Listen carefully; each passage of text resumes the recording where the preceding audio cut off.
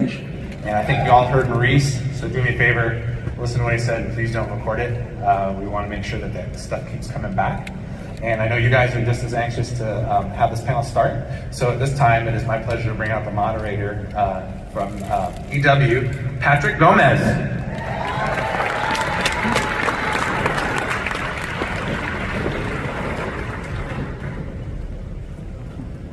It is a long walk. How's everybody doing? Well, thank you all so much for being here. We are super excited to get this panel started, so I will jump right to it. This man needs no introduction in any room, but particularly this one, but I'm going to do one anyway. He is one of the masterminds behind Image Comics, founder of Skybound Entertainment, which recently brought us Renfield and Air, and he's also the co-creator of The Walking Dead, Fear the Walking Dead, Invincible, Tech Jacket, Outcast, Oblivion Song, Firepower. That's just a few of them. I could spend this entire panel just listing off his credits, but I won't do that. Let's just welcome him to the stage, Robert Kirkman.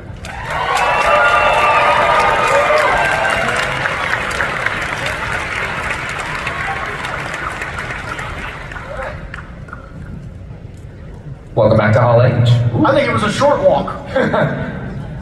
Hello, everybody. All right. How are you doing? I couldn't be better. Good. Had a great time. This is my first Comic-Con back since the pandemic, and it's been great. Been doing a lot of talking about Invincible, a lot of exciting stuff coming up, and I couldn't be happier. Good. When was your? How many? Do you have a list? Do you know which number this is for you? I honestly don't. There were a few years that I missed, but my first Comic-Con was in 2001, so I am 100 years old. Well, you look great. Well, you look fine. It's fine. Thank you. So we're going to talk about your entire body of work, but I want to start off with Invincible. You guys made a big splash yesterday, releasing Adam Eve special that's in between season 1 and 2. Hold on. Who watched it already? Good. We like to see it. At the end of the panel, we want to make sure everyone is cheering and has watched it already on your phones. Just don't. Yeah. So just watch it now on your phones if you can. So you all got to release that yesterday. I want to talk all about that, but first, why don't we show the trailer that everyone got to see, and we'll talk after that. Sounds good. Cool. Let's do it. Yeah.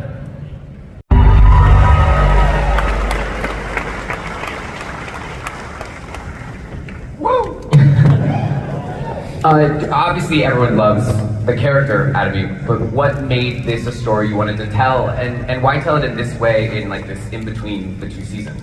Well, I think there's a lot of components to it. We're debuting the second season on November 3rd, and that's still some time away. So we thought it would be nice to be able to kind of do an extra episode that could kind of fill that gap a little bit and give the fans something after they've been waiting for so long for the show to come back.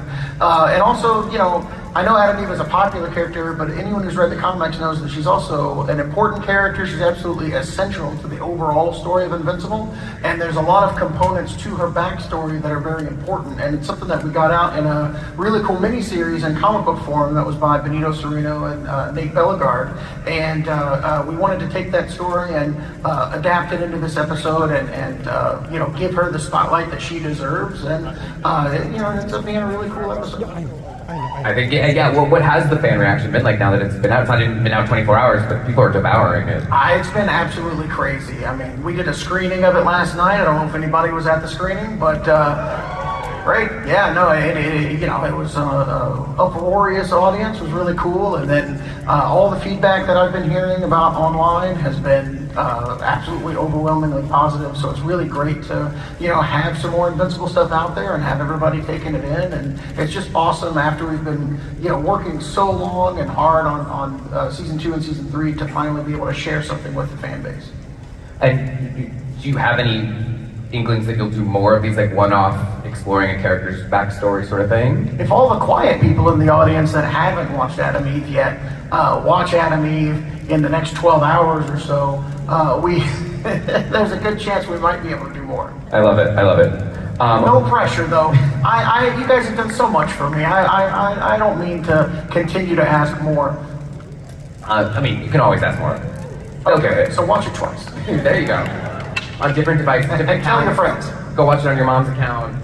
Yeah. So love that we were able to get this in between seasons, but obviously everyone is also excited for the new episodes to drop on November 3rd. Yep, November 3rd. And as part of that, Prime Video, November 3rd. as part of that, you also have released a great trailer for the new season. I've watched it a bunch of times already, and I've definitely got some questions, but why don't we actually show it to you in case you haven't seen it.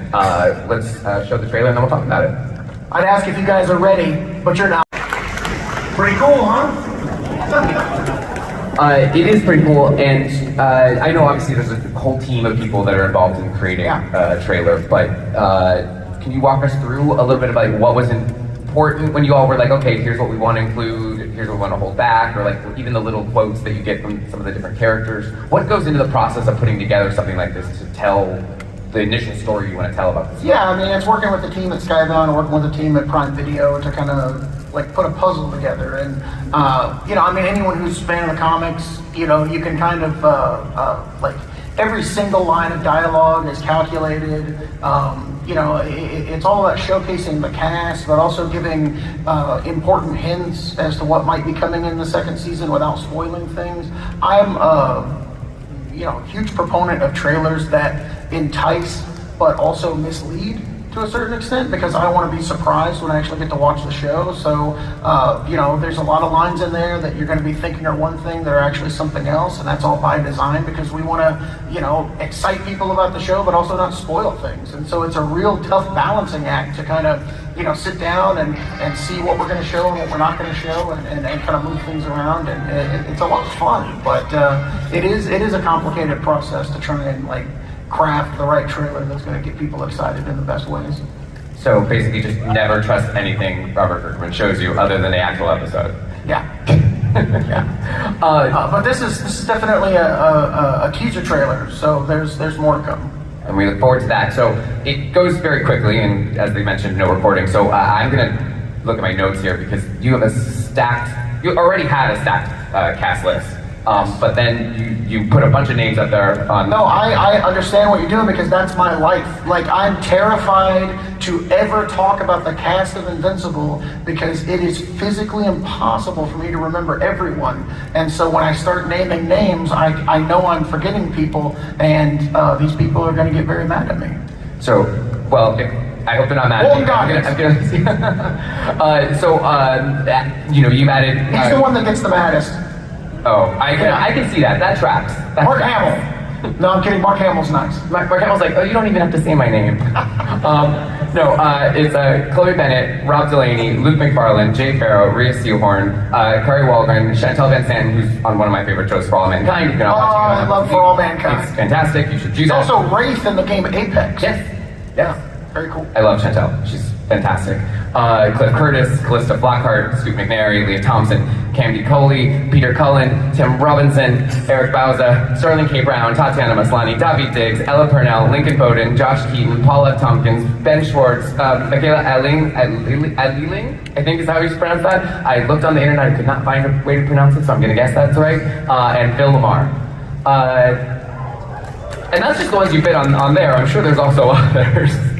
Yes, and we also have already done the voice records for season 3, so there's like a whole other list of names that live in my head that I can't talk about. It's fine, so, you do it. But I'm just saying it's very difficult. This show is very inconvenient for me because I do these things and I'm like, oh, I want to talk about it, and I can't, and it's very frustrating. He was making some jokes backstage about names he could be saying, and I would bet that at least one or two of those weren't jokes. But we won't talk about that here.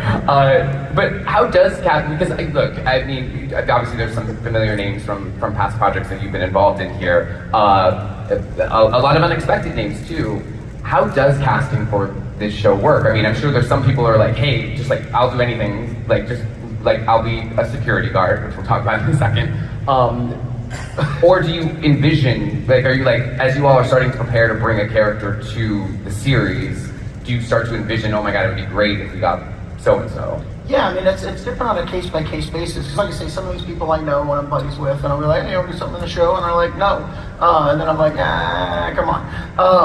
And then I can be very persuasive. But I mean, we work with this great casting director named Linda LeMontagne, and on the first season, I went out to Steven and was like, I really want to get you involved in this show because I know he had read the comics and we've been buddies for so long, and I just thought he was the perfect Invincible. And so we cast him, and there were other people that I went out to that I really wanted to, but then Linda would come in and go, oh, do you want to go out to this person for this? Or I think we could get Mark Hamill for this. And I'm just like, what? Like, she would throw out names that I would just think were impossible because I hadn't worked with him on Walking Dead and couldn't beg them. And so, it was insane to watch like Sandra Oh and J.K. Simmons and Walton Goggins and all these other people just like come in and be like, yeah, cool, totally do it. And it was amazing watching the cast come together. So completely being blown away by all the possibilities that we had on season 1, season 2, season 3 a little different. Then it's like, go out to Tom Cruise for this, and let's try this for this, and there are just certain people like Tom Cruise that are just they're not going to do this yet. I think that's a red herring. But yeah, I mean, we definitely shot for the moon, and we got so many people. So it's been an amazing process to be able to just kind of like, when we're writing scripts, just like dream casting, like, oh, it'd be great if we get this person, it'd be great if we could get that person. Almost spoil a couple of things. It's so difficult, but yeah, it's amazing seeing it all come together. Do you find that when you, obviously in a live action series, there's so much that an actor brings to the character, and in voice acting so much as well, but it all has to be so much more pre-planned or determined and all that sort of stuff.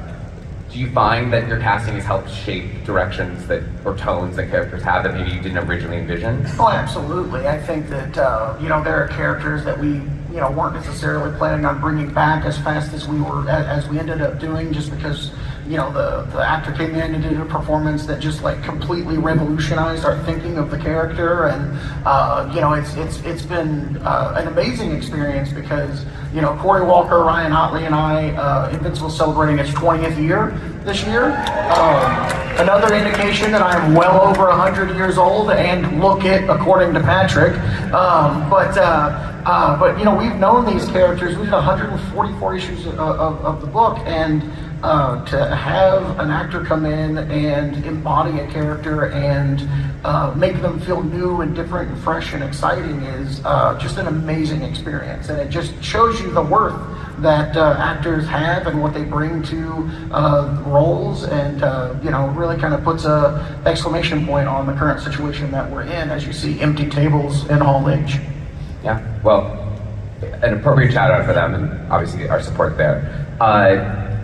One returning voice that's coming back in season 2 is Cleveland Berto, who voiced Darkwing in season 1. And spoiler alert, if you haven't watched, that's not maybe a character that would be voiced in season 2, but he is back as a different character, and we get to meet him in Midnight City, which we're going to talk about in a second. But why don't we watch that and I'll talk about it? Sure, let's do that. Dense this show is. That's a 4-minute section of an episode that has so much in it, and Sean O'Neill is the art director and lead character designer on season 2 and season 3. He's also a producer, and his team has to come up with the visual look of Midnight City that's a completely new and original environment to the show. He has to come up with the look of Darkwing. He has to come up with like the movement structure to help the directors figure that out, the way he's fighting and all that. And that's just one component, the environment, the character, how Midnight City looks. You can say it appeared in the comics, but the way the sky works, the way the buildings look, like every little piece has to be kind of unpacked and translated into animation. And it's just amazing work to see the team like working day in and day out to make sure that these episodes come together. And when you see how that fits into the episode that it appears in, which I will not reveal, it's such a big episode with so many different things, and it's just amazing to see what this team's been able to accomplish. What if I ask really nicely, then will you? Okay, I'll do it. It's in episode. I also have to shout out, I love the wide shot where you see the two characters like small. That's a really cool shot to me. So yeah, no, amazing directing on this show all around. So I'd love to talk about, you mentioned like adapting and changing and that sort of thing. Let's talk about creating Midnight City to begin with for the actual comics. Like, where did this walk me through like wanting this to be a world that existed here? Yeah, I think the thing in comics that I absolutely, in superhero comics, I apologize, I don't mean to use comics as a genre. It's a medium, it's not a genre. But anyway, in superhero comics, the coolest thing to me is there's these really absolutely bizarre things that are just kind of taken at face value. And I love seeing fictional worlds where, there's just completely nutty stuff. So the fact that there's a guy named the Midnight Magician that cursed the city into being like permanent nighttime is ridiculous. It's silly. But when you put it in a world where it makes sense and you have Cecil and Mark talking about it, like that's just the secret sauce that makes superhero stories so special, so entertaining, so unique for me. And so with Invincible, we were always trying to come up with those kind of like, they're called Silver Age ideas, back when Superman would get like turned into a guy with a dolphin head or something. And they don't really do it as much in comics anymore because everybody's trying to, pretend we're serious and stuff. And so we wanted to try and, as many times as we could in Invincible, to like kind of put on a pedestal the real magic of what is in superhero stories, because I feel like with everything being adapted now into all these big movies, some of that stuff is getting stripped out, and we're kind of losing some of the charm that made these things so popular in the first place. Yeah. Well, we discussed Midnight City, but let's take that and pull back even more with Invincible. Walk me through starting the process of, okay, we're going to adapt this into a series, because you chose a very different beginning than was in the comics. So what went into deciding how I'm going to start this and why it's different than what you did visually in the comic? Yeah, I think that one thing that's really important to me is like nowadays there's so many options for everybody to watch. You can get like 2 minutes into a show and go, I've got like 9 other things on my docket that I think I'm going to check out now. And so I think that every minute that you're watching something is extremely important, and you need to make sure that the timing of that you're giving people information, making people like lean in, question things. And so I wanted to start the Invincible show with a scene that would have you kind of scratching your head, and you see I knew that people would be seeing the art and they probably watched a trailer, or they have some kind of like misconception as to what they would get. And so I wanted to kind of like really kind of start things off in a really like bizarre kind of way. Should we just show the clip real quick? Let's do it. And I can talk more about it after everybody's seen the insanity. I don't know, that scene was super important to me because it established the world in a cool way. I'm hoping that people recognize that that's not our White House. The White House doesn't have giant gun turrets on that. The security guards at the White House don't talk about superhuman evasion training. It's just like this like natural conversation where people are just casually talking about like people kicking school buses to the moon. Like that's something that's I think somewhat unique to the Invincible world. We're always trying to show that this is superheroes are a normal thing. People treat it like a mundane thing. And then there's also a shtick in fiction that I see where sometimes they'll do like an artificial scene to make you care about a minor character, so that when they kill that character, you're upset. And so I'm hoping that people are like, oh my God, they're doing it again. They're making this guy tell this story about his stepson, so then I'll be sad when he gets crushed. And then the Mahler twins show up and you're like, oh, they're totally gonna kill this guy. Oh, I totally know what's gonna happen. But then the Guardians come in and save him, and he totally lives, and he appears in the second episode. And so I was trying to play against type, and just in this like tight sequence, show, Invincible is a different world, people act this way, and the characters can actually be saved, and we're not just trying to do violence for violence sake. And it was a really important scene to me, and originally it was so much longer, and he said so many more things about his stepson. The executives at Amazon rightly were like, maybe trim this a little bit. But there was a lot of pushback because it was a really weird way to start a show. And so that sequence was actually the first thing that Stephen Yeun ever did on the show. I had him come in, because when you read it all on paper, it's hard to be like, yeah, that's gonna work. you know, because it's just a bunch of rambling about information that isn't really that important to the full, you know, show. So I got Steven in a recording booth, and as a favor, he just, you know, did the lines, and we edited it all together so that they could see how the scene would go. And then obviously couldn't get Steven to do it because he was Invincible, and so I wanted somebody with gravitas to you know, to play. I think his name is Steve. I don't remember the character's name now. He's not that important. But so I was able to get to know John Hamm a little bit because Mad Men was still airing on Walking Dead. That's a normal thing to say. So we interacted a lot at AMC events, and I'd go to Mad Men premieres, and he'd go to Walking Dead premieres, and we'd talk. And so I emailed him and was like, hey, would you like to do this? And he was like, send me the script. And so I sent him the script, and then because John is very busy, he's always doing something amazing. I don't think he was quite on the set of Top Gun during this time period yet, but that was very close to that. I kept emailing him and being like, hey, did you read the script yet? Did you read the script yet? And I called him on the phone, and I said, hey, I'm going to have to recast this, or I'm going to have to cast somebody else if you can't do it. I just need to know. I said, no pressure whatsoever. Just let me know. And he said, well, I haven't read the script yet. I just have been so busy working on stuff. Like, I don't think I'm going to be able to do it. And I was like, all right, man, it's all good. And he was driving somewhere, and I was getting ready to get off the phone, and he just went, you know what, screw it, I'll do it. So he actually agreed to do that without ever reading the script, which I thought was hilarious, but I was also That's very when you go nervous. make quick edits and be like, well, now you're doing all of it. Yeah, exactly. But I was worried when we got into the recording booth that he was going to be like, what did I sign up for? I'm just this security guard that's talking about his stepson. But he was absolutely great and really made the scene work.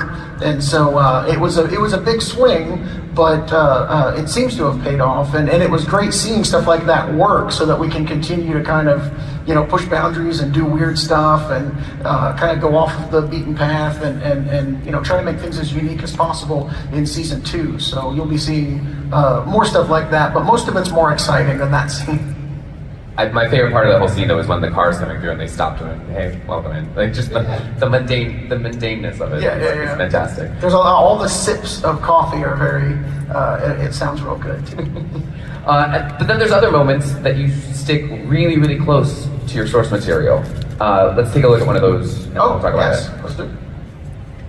Comic, but in the comic that's one page, and for that sequence, how it plays out in the cartoon, to be in a comic would be a 5-page sequence because every little bit of action has to take a panel, and so it shows just how much our series is accentuating the scenes and improving them. Him struggling with those bags and dragging them, stopping to take a breath, turning around, dragging them again, showing the weight of the bags and how they affect him is something that we couldn't have done in the comic, but we're able to do here very easily.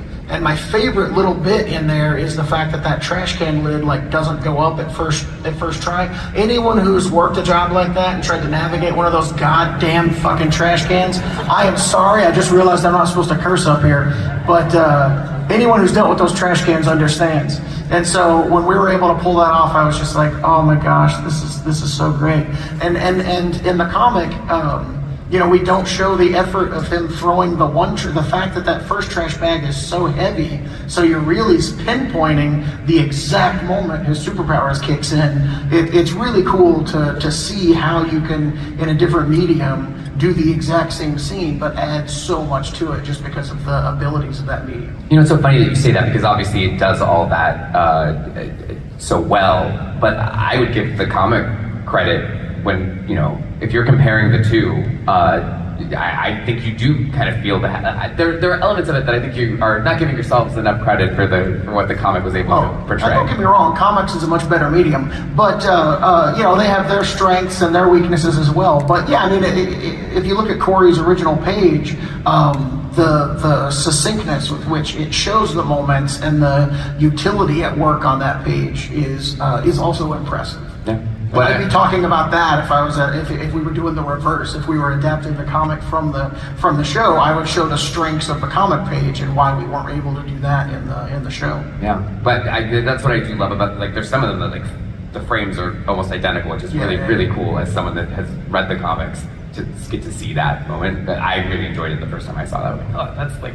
The one thing that does upset me was there's a Toys R Us spoof store that we put in the background of the comic that was called Toys Be We instead of Toys R Us, and we weren't able to get that in the show, which I was a little upset about. Season 7. It's okay, I'm doing just fine. I don't know if you guys can hear, but I heard some awes in the front row. Inappropriate. That is far too. If you're just bringing out the awes for that kind of stuff, like you're using that sound way too much. But I think by season 7, you maybe can convince them that it's worth all the legal back and forth. I'm doing it. There you go. So talk to me, because I'm assuming that every experience of adapting is different, especially this being an animated series.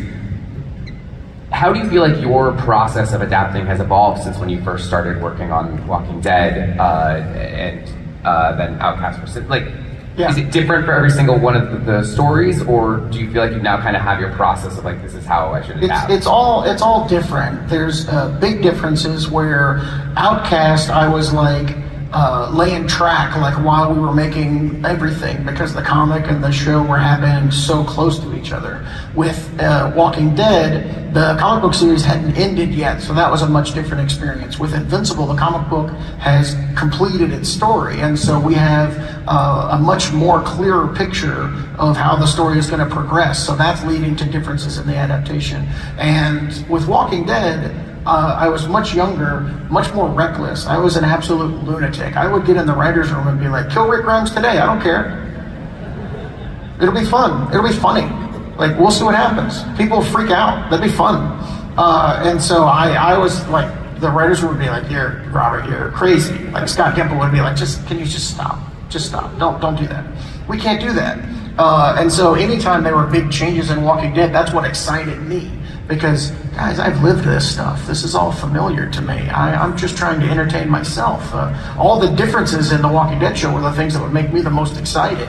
And so I kept pushing things at times, pretty far away from the comics. But I've learned since then that, there is value to this medium that I love, and there's a huge fan base that's dedicated to this stuff. And so I think that while there will be like new and exciting and different and cool things in the Invincible show, by and large, the overall arc of the story will follow the guideposts that are set in the comics. So if there's anything from Invincible, the comic book series, that you're just dying to see, that is like this like hallmark moment from the comics that you would love to see translated into, with motion and sound, you're probably going to see that. And that's kind of cool, because it's like, I don't want to say I've learned my lesson, but I've learned my lesson. What about going the other direction? Because, obviously you've ended The Walking Dead, you've ended Invincible, the comics, but as you're working on them, or as you see them, those worlds continue to go on in all these spin-offs, or obviously as this show continues and changes and evolves, are you ever drawn to like, man, I literally closed that book, but I'd love to tell a little bit more of that Walking Dead story in comic form, or I'd love to tell a little bit more of Invincible in comic form, because now I'm getting all these ideas by seeing the way that these worlds have continued to evolve. Yeah, there's little things here and there. There's definitely like, there's aspects to Negan's character that were set up in the Negan Lives one-shot that I'd love to follow up on. There's different characters in The Walking Dead that were especially set up in the final issue that it'd be kind of fun to explore that world. There's definitely a myriad of characters in Invincible that I haven't revealed the backstories of, that I haven't, told their origins, that definitely have more story that wasn't told because they were, side characters, and I love all the characters in the Invincible universe. And so, it's certainly something that I think about often. Like having the creative control of these things that I do, it's great for me to personally know that I could, call up Charlie Adler, call up Corey Walker, call up Ryan Otley, and just be off to the races anytime we wanted to do it. There's really no restrictions on us, and so that's cool. But right now, I love working on the show, and I'm kind of getting my Invincible fix in that form. And so while I do have things in the back of my mind that I'd love to get to, I'm constantly taking notes. And that'll be something cool if I ever bring this character back. And if I ever bring this character back, I can do this. And honestly, some of that stuff gets worked into the show, which is really cool. So there will be certain aspects of different characters that you don't know from the comics that you will learn in the show, and that's really neat. But yeah, I'm always thinking about these characters and coming up with different stuff. Well, you're getting your Invincible fix. If you don't have enough of yours, make sure to watch Adam and Eve. Yep. And then we've got the first 4 of 8 dropping November 3rd of season 2. Yep, correct. So definitely Weekly cadence. It's going to be a weekly show. So very excited about that. Amazing. Are there any other little nuggets that you can tell us that you're not supposed to yet before you leave, or do I have to get you off the stage? Sterling K. Brown is going to be Angstrom leading, so I'll go ahead and drop that. And Ariana Grande is in season 3. That's not true. I'm kidding. I was gonna make a Wicked joke, but I don't know. I don't have it in me right now. But Ariana, if you'd like to be a part of Invincible, let me know. And you're putting it out in the universe. I like Put it out in the universe. There we go. Well, thank you all for being here. Thank you for being here. Make sure to, again, check out Adam and Eve right now. And on November 3rd, season 2 starts. Thank you so much. This was a real treat. Let's hear it, Hall H, for Entertainment Weekly and Robert Kirkman one-on-one with our special guest moderator, Mr. Patrick Gomez from Entertainment Weekly.